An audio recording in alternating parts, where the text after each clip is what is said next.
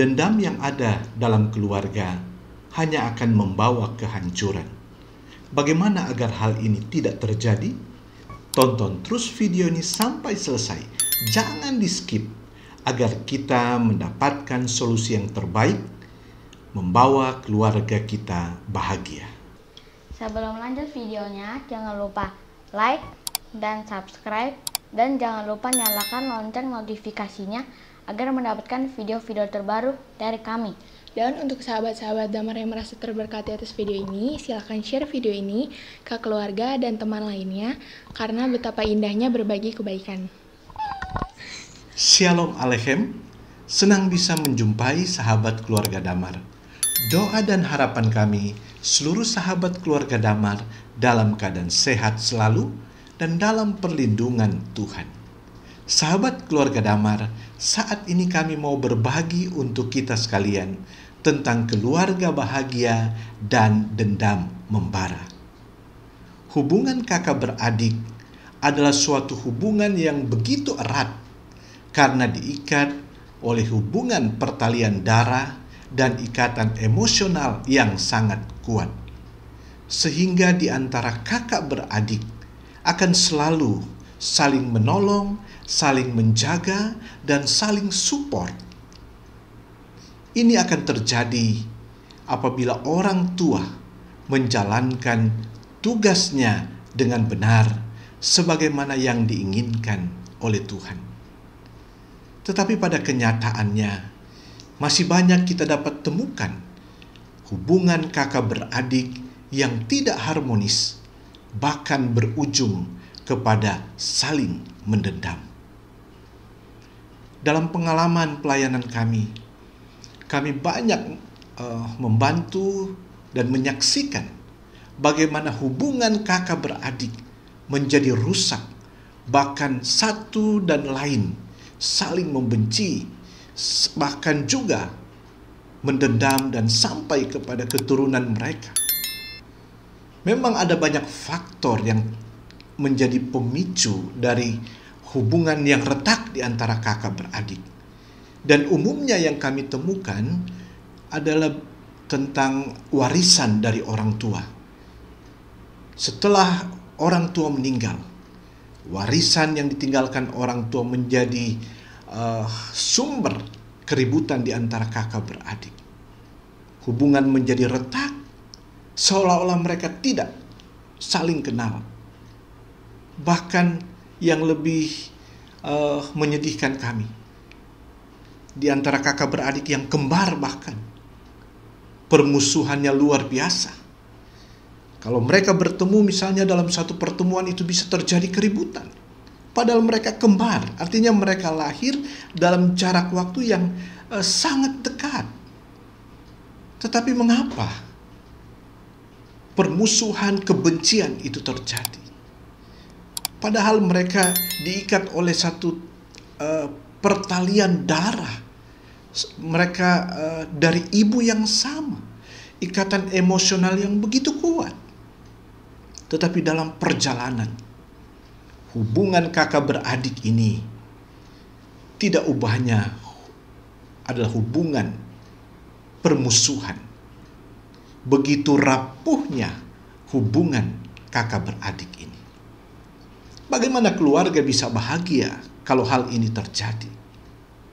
Sahabat keluarga Damar, hubungan seperti ini, yaitu hubungan kakak beradik yang retak atau terjadi hubungan yang tidak dikehendaki, itu juga pernah terjadi dan dicatat pada zaman perjanjian lama, yaitu dalam Kejadian 27 ayat 41. Katakan demikian. Esau menaruh dendam kepada Yakub karena berkat yang telah diberikan oleh ayahnya kepadanya. Lalu ia berkata kepada dirinya sendiri, hari-hari berkabung karena kematian ayahku itu tidak akan lama lagi. Pada waktu itulah Yakub adikku akan kubunuh. Sahabat keluarga Damar, kita bisa membayangkan bagaimana seorang kakak memiliki niat, memiliki rencana untuk membunuh adiknya. Satu hubungan yang tidak harmonis di dalam saudara bersaudara, di antara kakak beradik. Dan kalau kita mau melihat secara jujur, ada peran atau ada andil orang tua di sini, sehingga hubungan antara Esau dan Yakub menjadi renggang, di mana mereka kakak beradik, sekandung. Tetapi Alkitab mencatat Esau mendendam kepada adiknya Yakub. Bahkan akibat dari dendam ini dikatakan sampai kepada keturunan mereka. Esau punya keturunan yaitu Bani Edom. Terjadi permusuhan dengan Israel. Kita bisa melihat bagaimana dahsyatnya dendam itu yang terjadi sampai turun-temurun. Dan kami mau menyampaikan di sini bagaimana peran orang tua untuk menolong anak-anaknya, kakak beradik, agar tidak terjadi hal-hal yang tidak diinginkan, yaitu permusuhan. Padahal kita mau membangun sebagai satu keluarga, kita rindu supaya keluarga kita menjadi keluarga yang utuh, keluarga yang bahagia. Tetapi bagaimana kita mau bahagia kalau di dalam hubungan kakak beradik terjadi permusuhan yang luar biasa, seperti yang dicatat oleh firman Tuhan di sini. Dan ini juga yang terjadi dalam realitas kehidupan kita saat ini, termasuk di dalam kehidupan keluarga-keluarga Kristen. Begitu rapuhnya hubungan kakak beradik. Dan kami melihat bahwa ada pola asuh, ada peran orang tua yang tidak dimainkan dengan baik di sini. Sebagaimana Ishak dan Ribka. Alkitab mencatat bahwa Ishak lebih condong menyayangi Esau dan Ribka lebih menyayangi Yakub. Ada sesuatu yang salah di dalam mengasihi, mendidik, menolong anak-anak. Dan itu juga yang terjadi dalam realitas kehidupan kita masa kini. Maka tidak mengherankan kalau dalam kehidupan keluarga Kristen ada juga yang terjadi seperti ini. Orang tua memegang peran yang sangat penting agar tidak terjadi disharmoni dalam hubungan di antara anak, di antara kakak beradik. Peran orang tua akan membuat tidak ada dendam di antara anak itu sendiri. Yang ada hanyalah kasih yang mengikat mereka. Dan itu boleh terjadi karena orang tua berperan dengan sangat baik sebagaimana yang Tuhan inginkan. Sahabat keluarga Damar, hal apa saja yang harus dilakukan oleh orang tua di dalam mempersiapkan, mendidik anak-anaknya sehingga kelak di saat anak-anak berumah tangga, di saat orang tua sudah tidak ada, hubungan anak-anak ini kakak beradik tetap membangun satu hubungan yang manis, yang akrab. Itu boleh terjadi dan dapat terjadi apabila orang tua sungguh-sungguh berperan dengan baik. Oleh karena itu sahabat keluarga Damar, ada 3 hal yang perlu dilakukan oleh orang tua. Belajar berkaca dari kegagalan hubungan kakak beradik, baik dalam realitas kehidupan yang kita lihat maupun yang dicatat oleh Alkitab, di mana terjadi permusuhan, dendam antara kakak beradik. Esau dendam kepada Yakub. Agar ini tidak terjadi, ada 3 hal yang perlu kita lakukan sebagai orang tua agar terwujud keluarga yang bahagia. Yang pertama, orang tua harus mengasihi dengan adil. Sahabat keluarga Damar dan secara khusus para orang tua, kita adalah orang tua yang melahirkan anak-anak kita. Mungkin ada 2 anak, ada 3 anak, dan walaupun mereka lahir dari kandungan yang sama, dari ibu yang sama, mereka lahir dengan pribadi yang berbeda-beda. Karakter mereka akan berbeda-beda. Ada yang pendiam, ada yang agak reaktif. Gitu. Tetapi apapun itu karakter mereka, kita sebagai orang tua harus mengasihi mereka dengan adil. Tidak boleh orang tua lebih mengasihi yang kakak atau lebih mengasihi yang adik dan mengabaikan yang lain. Dan sampai saat ini dalam pengalaman pelayanan kami itu masih terjadi. Di mana kami menemukan, kalau kami berkunjung gitu, dalam pelayanan kami, ada orang-orang tua yang bercerita tentang, dia cerita hanya anaknya yang satu saja. Misalnya anaknya yang kakak. Dia cerita tentang hal-hal yang membanggakan dia. Sementara anak-anak yang lain ada di sekitar situ dan tidak diceritakan. Sepertinya dia tidak bangga dengan anak yang lain. Ini yang terjadi antara Esau dan Yakub. Karena kasih yang tidak adil di sini.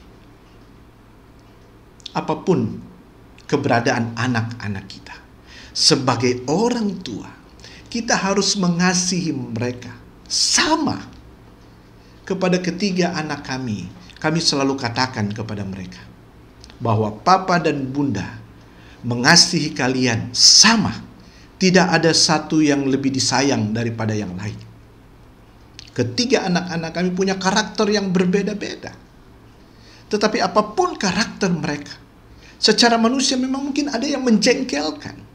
Udah dibilangin, udah dinasihati, tapi masih tetap tidak mau dengar dan sebagainya.